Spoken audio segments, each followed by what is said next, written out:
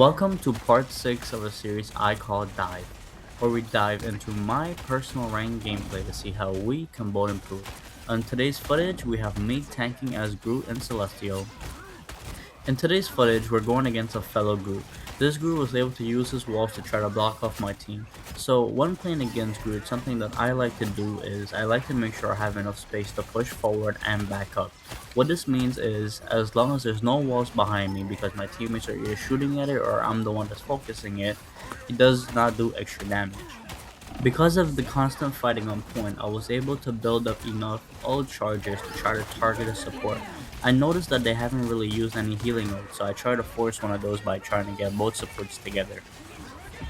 So after we ulted and they used their invisible woman's healing ult, we were able to just use our teammates Emma's ult to just be able to clean up the point and then capture it. In the next team fight, both teams were popping out. My team was popping out, their team was popping out. However, I made the stupid mistake of ulting the tank. As a group main, you just want to ult and target supports to try to clear them up as fast as possible. I did not do that because the enemy support just out healed my all damage and they were able to just negate my whole ult. So after we died right here, after that terrible ult, we regrouped with the team and then we got on point and we started pushing again to try to capture the second point. And here is how you would actually use a Groot ult. I was able to target the supports and get 2 picks right here, which made a major difference.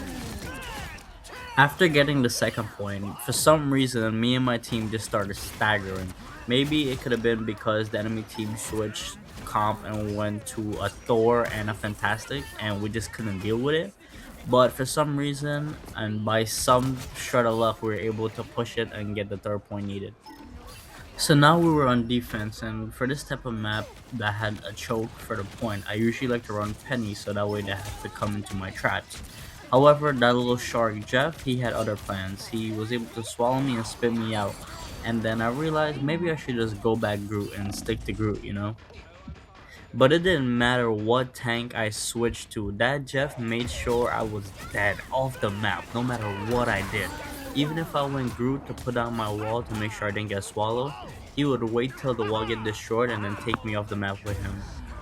We tried our best to just hold them back before they could get the third point. However, they were able to bring it home and it went into overtime. In overtime, we had to defend, and we changed up our comp to run 30 heals. You know what they say, if you can't beat them, join them. So that's exactly what we did. We ran at them into our 30 heal comp and it worked out beautifully. We were able to dominate and we had a revive just in case the team got wiped. We were able to make a second push. But we didn't really need that. We defended well as a team, but you know what they say, the job's not over until it's over. So we locked in once more to take this W home.